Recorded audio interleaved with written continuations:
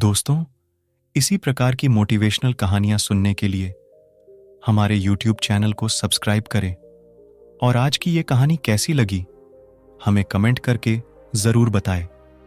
तो चलिए आज की कहानी शुरू करते हैं।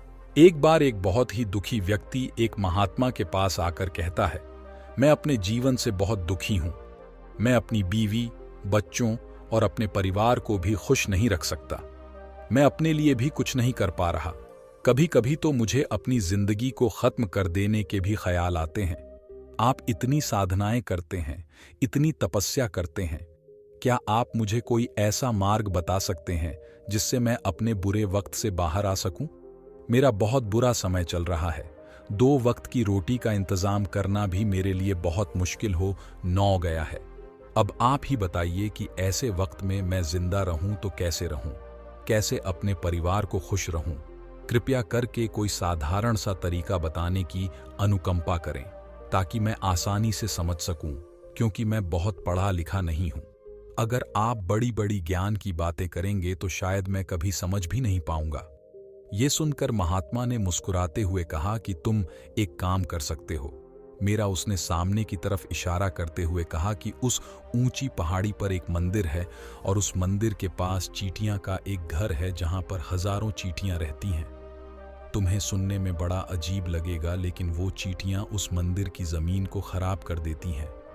उस मिट्टी की उपजाऊ शक्ति वो खत्म कर देती है, जिसके कारण वहां पर कोई भी पेड़ या कोई भी घास पनप नहीं पाती है। तुम मेरा एक काम करो, उसके बाद मैं तुम्हें तुम्हारे सवालों के जवाब दूंगा।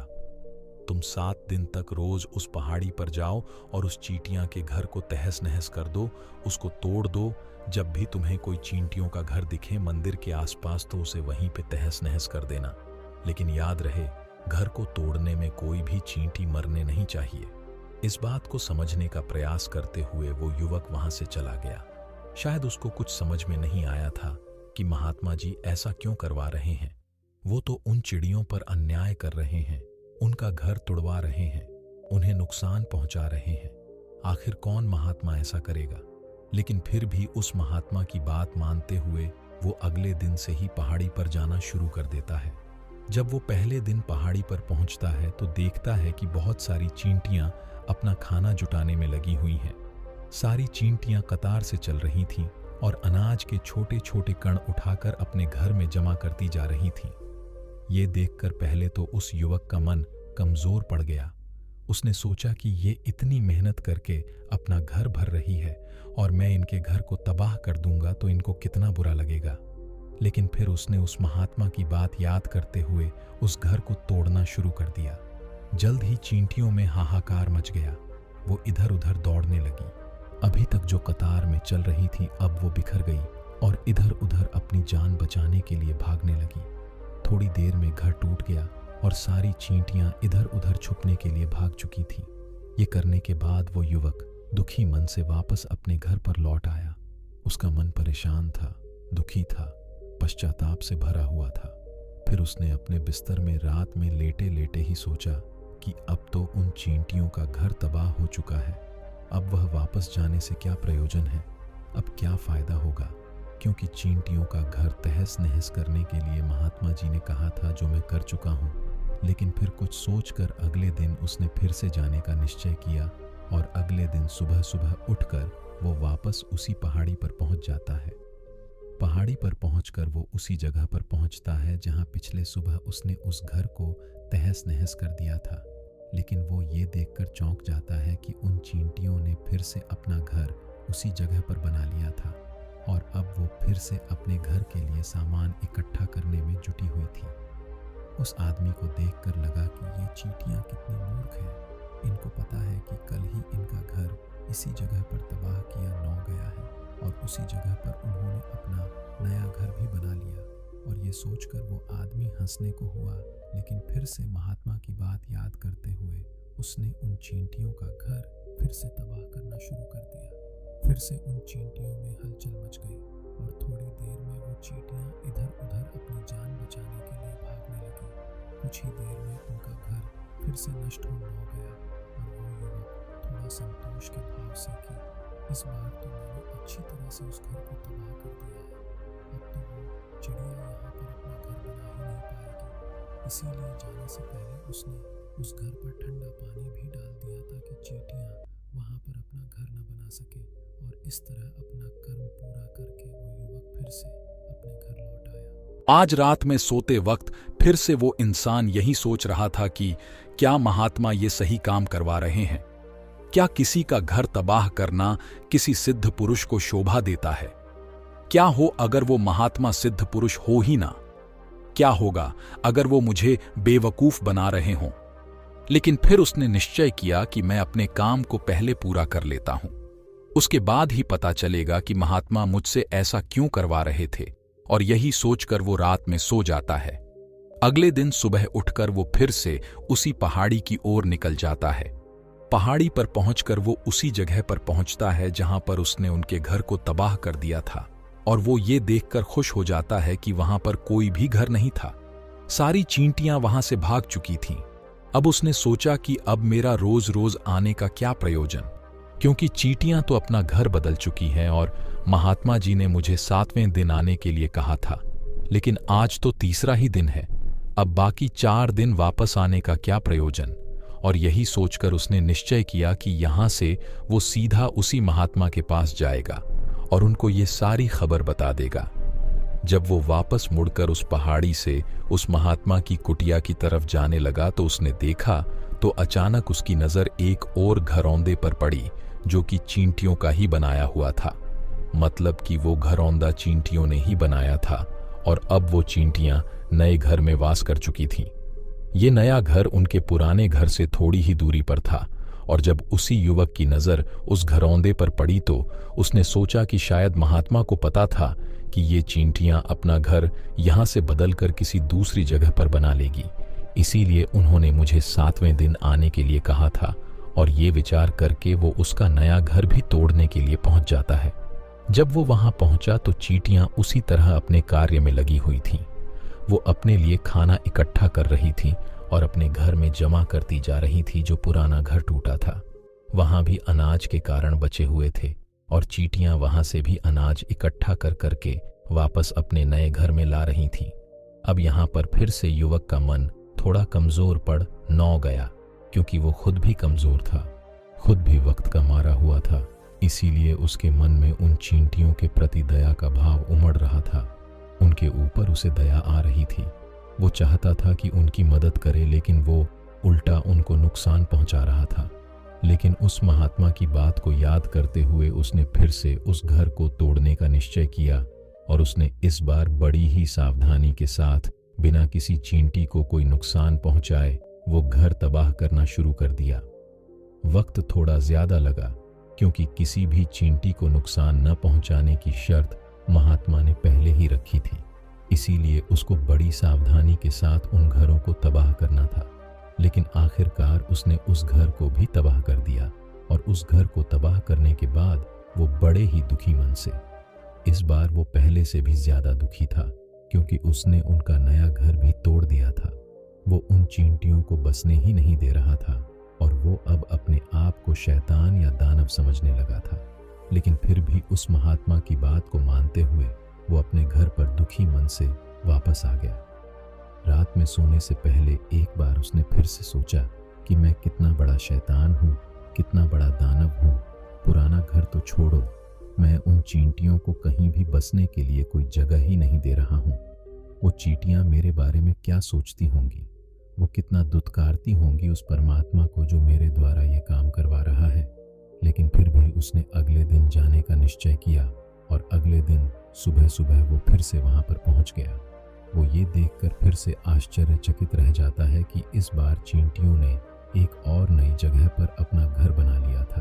तो पहले से भी ज्यादा ऊर्जा के साथ काम कर रही थी और उन्होंने एक रात में पहले से भी बड़ा घर बना लिया था और अब वो फिर से अपना अनाज और खाना इकट्ठा करने में जुटी हुई थी। ये देखकर उस आदमी को लगा कि ये चींटियां किस मिट्टी की बनी हुई हैं। मैं इनको बार बार यहां से भगाने की कोशिश कर रहा हूं और ये वहीं पर अपना घर बना लेती है। क्या इनको पता नहीं है कि मैं इन्हें यहां पर कभी भी बसने नहीं दूंगा? ये चींटी है, दिखने में इतनी छोटी है, लेकिन फिर भी ये मुझसे हार नहीं मान रही है। बड़ी ताज्जुब की बात है और इस बार उसने गुस्से में उस घर को तहस नहस करना शुरू कर दिया। लेकिन इस बार तहस नहस करते हुए कुछ चींटियां वहीं पर मर गईं। उसके पैरों तले कुचल दी गई। कुचलने के बाद जब वो अपने अहंकार से बाहर आया तो उसने देखा कि गुस्से में उसने उन चींटियों को कितनी क्षति पहुंचा दी है। उसका मन पश्चाताप से भर गया और वो रोता हुआ अपने घर की तरफ बढ़ गया। रात में सोते वक्त उसने सोचा कि मैं उन चींटियों पर बहुत ज्यादा अत्याचार कर रहा हूं, अब इससे ज्यादा अत्याचार मैं नहीं कर पाऊंगा। और यही सोचकर वो अगले दिन उन चींटियों के लिए अपने घर से थोड़ा आटा लेकर उसी पहाड़ी पर पहुंच जाता है। आज उसके मन में उन चींटियों के प्रति श्रद्धा का भाव था, दया का भाव था।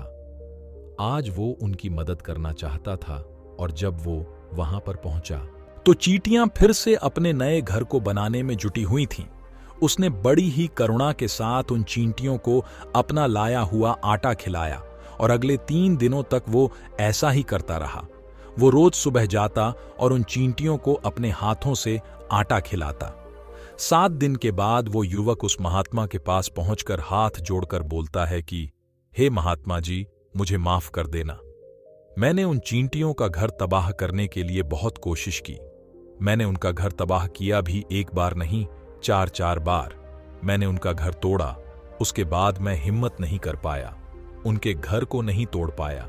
मैं समझ सकता हूं कि मैंने आपका काम पूरा नहीं किया और इसके बदले आप मुझे वो तरीके भी नहीं बताएंगे जो कि मुझे मेरे बुरे समय से बाहर निकाल सकते हैं।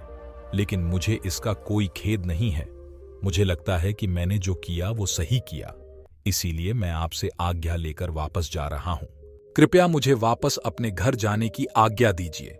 ये सुनकर महात्मा ने मुस्कुराते हुए कहा कि अरे बेटा, कहां चल दिए, रुको तो सही, जलपान तो कर लो, थोड़ी देर ठहर जाओ, उसके बाद चले जाना।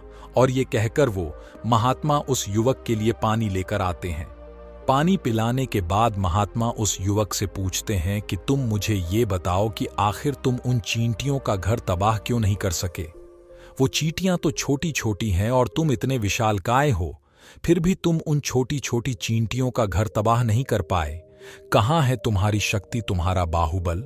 इसका जवाब देते हुए उस युवक ने कहा कि हे महात्मा, मैंने उन चींटियों का घर तबाह कर दिया था।